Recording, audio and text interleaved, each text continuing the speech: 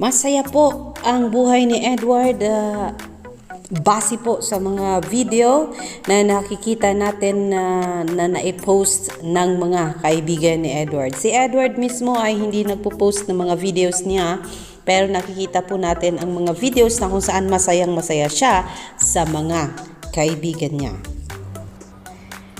Na-share po ni Ariana Panot ang video ni Edward na kung saan mga kasama niya ay mga young girls at may mga teenage, hindi na teenage, mga binatang lalaki din sa isang bahay. Hindi ko alam kung ano nangyari, but then yes, ang sabi ng caption, I knew it, I saw it coming. At nakita din natin po ang photos ni Edward na nasa beach yata itong si Eduardo at may group photo pa siya, photo with friends. Ayan, nakikita natin may mga batang mukha, medyo may edad na mukha na rin yung iba, yung mga na hindi na young adults kundi adult na talaga.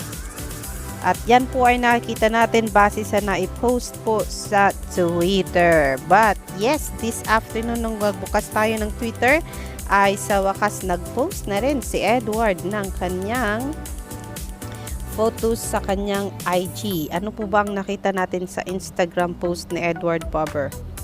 Halika at panoorin natin. Ito yun, yung photo niya na nasa dalampasigan. Ang sabi niya dito, this is wala siyang nilagay na caption. Nilagay lang yung sunset na photo at ito ay nakalagay, Miss You Edward by Renier Dagala.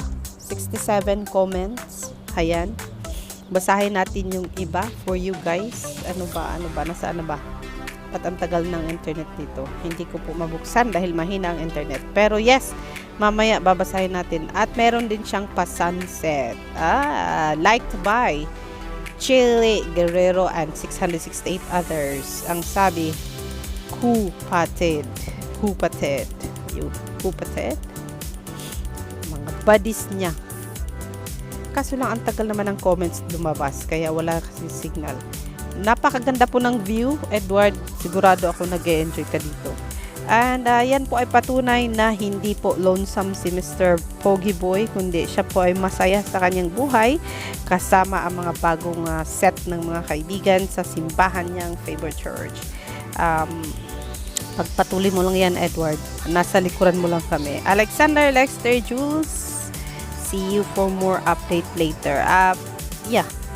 Parang ayaw ko nang asahan ng pagbalik ni Maymay ay mag-collab team pa rin sila ni Edward Barber. Parang gusto ko na ng ibang collab team ni Edward. Charot. Or ibang collab team ni Maymay. Payag pa kayo? Kung papayag kayo o hindi, pakidrop lang po ng comments ninyo sa aking comment section down below. At kung hindi nyo pa na-subscribe ang aking channel, mag-subscribe na.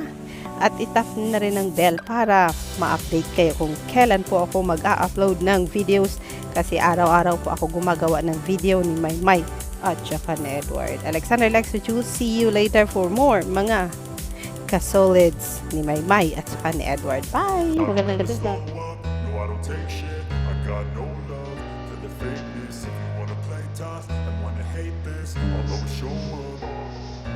I don't ever slow up, no I don't take shit. I got no love for the fakeness. If you wanna play tough and wanna hate this, I'll always show up and make a statement. I don't ever slow up, no I don't take shit. I got no love for the fakeness. If you wanna play tough and wanna hate this, I'll always show up and make a statement. Everything I do so instinctive and so passionate. Every word I move so descriptive like an adjective. I got a vendetta against people who patented being negative when you should be getting after it.